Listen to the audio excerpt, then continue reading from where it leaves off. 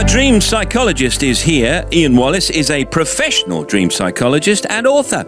He's analysed over 100,000 dreams, and we always say 100,000, must be more than that by now. So I'm going to say like 101,000 probably. Throughout his career, says exploring our dreams is the most powerful way to understand what we want out of our real lives and how we can achieve it.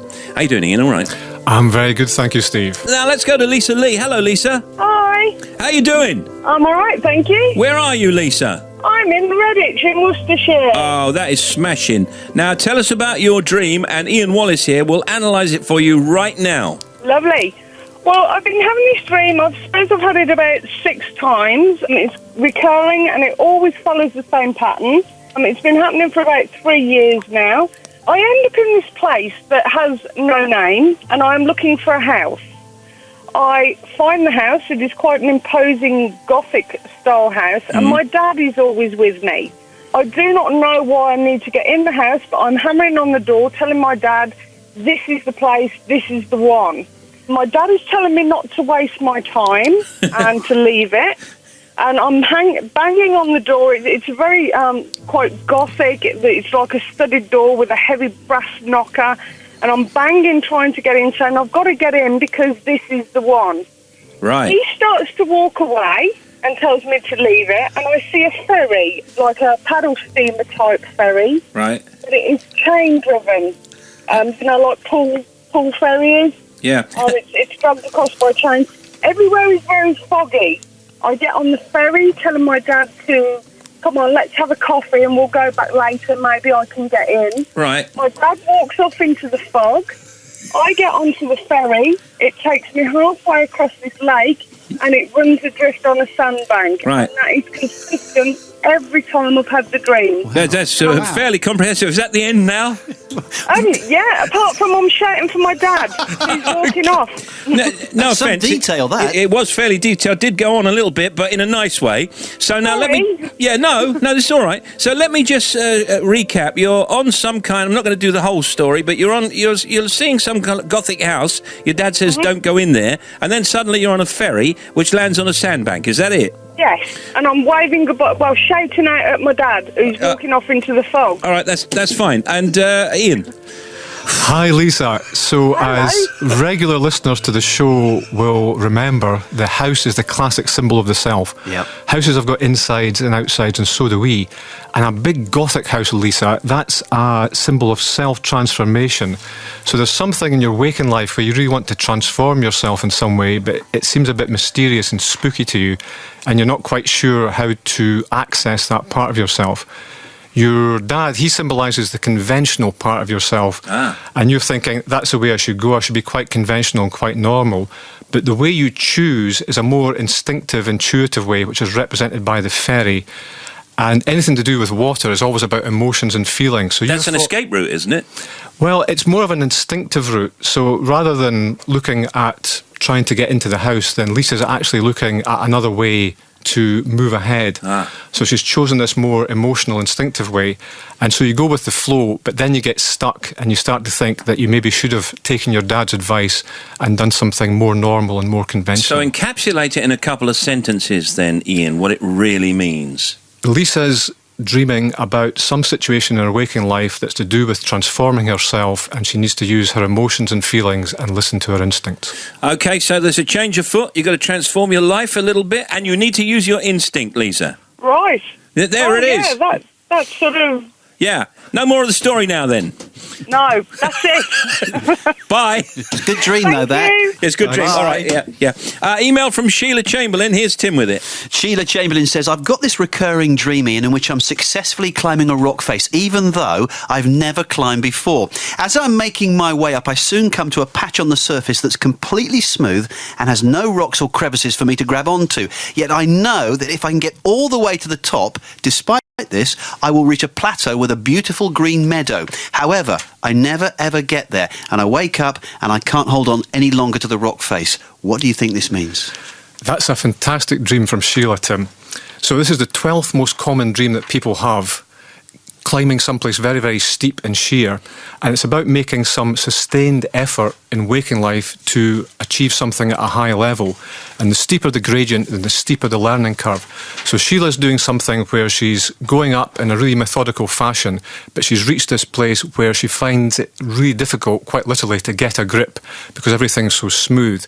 And she knows if she can get beyond this particular phase in her career, in her profession, then she'll reach this really, really peaceful place that will be really fertile for her. But she doesn't get there in the dream, so does that mean she's scared of going for it, or that she can't get there in real life? In waking life, she needs to look for some difference that she's making, something that she can grab onto to actually move her across that to make the next step. And it might mean she has to make some leap of faith to do that. Okay. Email from Dave Bullock. I've listened to your dreams expert Ian many times, and I've never heard him explain why it could be that this is Dave talking, never remember having dreamt anything at all. I used to as a child, but now nothing. What's that all about?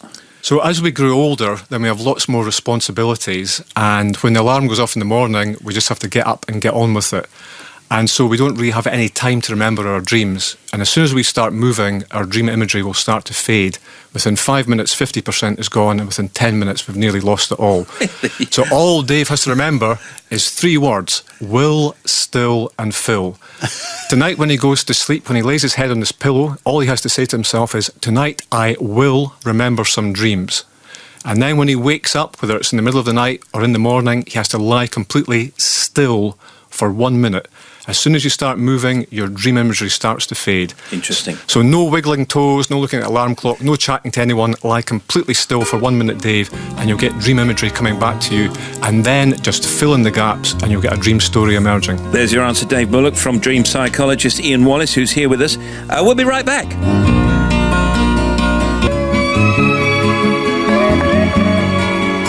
So now we're back with Ian Wallace. He's our dream expert, and we're going to go to some more phoners and some more emails. He deciphers your dreams as best he can. This is Jenny Welsh in Derry. Hi, Jenny. Hello. How you doing? Very well, thank you. You got a recurring dream, haven't you? Yes, I have a very weird one. Go on in, do it. I have a strand of hair in my mouth. Strand of hair?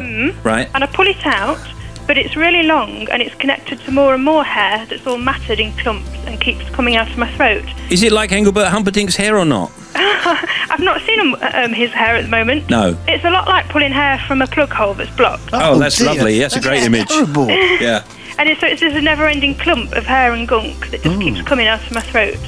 And sometimes instead of hair, it's wool, and sometimes it's plastic. That's interesting. I bet you've not heard of that before. I have. Oh, So don't tell me it's the 80th most. No, it's not in the top 100, but certainly in the top 1,000. Okay. So Jenny, your throat connects your head and body. So anytime you dream about your throat or anything to do with your mouth, it's how you communicate your feelings. And hair tends to symbolise a thought or an idea.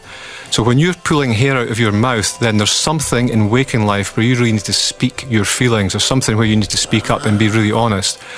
And as you're pulling the hair out of your mouth, it's like you're going through the thread of a story. So that's why it's sometimes like wool or sometimes like a plastic thread. You're pulling out this thread. So this is something that's been going on for a while in your life, Jenny, and it's all just about getting it all out. And although it can be a bit kind of messy and grotty, you just need to say what's on your mind sometimes and get beyond this long, drawn-out process. I've got to do this one. Thank you very much, Jenny. Thank you. Bye-bye. Bye. Email from Claire Greenaway in Lancashire. And this will be our last one today. I had the most peculiar dream recently in which I was in Alan Sugar's house with a dance troupe, and he was teaching us some routines for an upcoming competition. Then I walked through a room of mirrors and he gave me a necklace. Then, as if that wasn't strange enough, suddenly the FBI arrived. Then I woke up. What does this mean? What a fantastic dream. Can I hazard a guess? Go ahead, Steve. That perhaps Claire Greenaway in Lancashire was watching something with Alan Sugar on it, The Apprentice or some other show, and then she watched a movie with the FBI in it. Maybe, no? No, a good idea there, Steve. Dance show, she was watching a dance show. I think earlier. she's trying to achieve something in her waking life, and she thinks that Lord Sugar can help. Yeah. So those are some very interesting perspectives She there. was watching Sky One, right, and then she turned over to the BBC and then she dreamt it all. Yeah, or her remote's not working and Yeah. she just has to watch what's on. Shall we get the expert's view on this? All right, yeah. So, Sir Alan is a very common... Lord Alan. Lord Sugar. he would pick you up on that. Lord Alan, Ian. I just like Sir Alan because, You say what you like. Thank you. Thank you. So go on in. Yeah, so he's a very common dream figure. He's not as popular in dreams as Simon Cowell is, but he is very popular and he shows up quite a lot. And what Sir Alan, Lord Sugar, does is he judges people's professional talents and skills. So in Claire's dream, there's something in her waking life, it's to do with her job or her career, where she feels that she's being judged in some way. And because it's to do with a dance and a competition, then there's something, an opportunity for her to perform. And all the mirrors are her self-image, so she's judging her self-image. And the FBI turning up is something about her investigating her talents in more depth and looking at some secret skills she has. So this dream is all about her work life and being more confident in her own talents and abilities. Why would it be the FBI? I don't think she's an American. Yeah, it may have been she was watching a show with the FBI. There you go. I was right. So you're right, because on the other hand, it might be someone from Midsummer Murders showing up. Did you say murders? Murders. There's been a murder. All right, listen. Thank you very much, Ian Wallace, dream expert. He will return. Ian, by the way, is a professional dream psychologist and author. And it's very good to see you. We'll see you in a few weeks' time. Ian Wallace, everyone.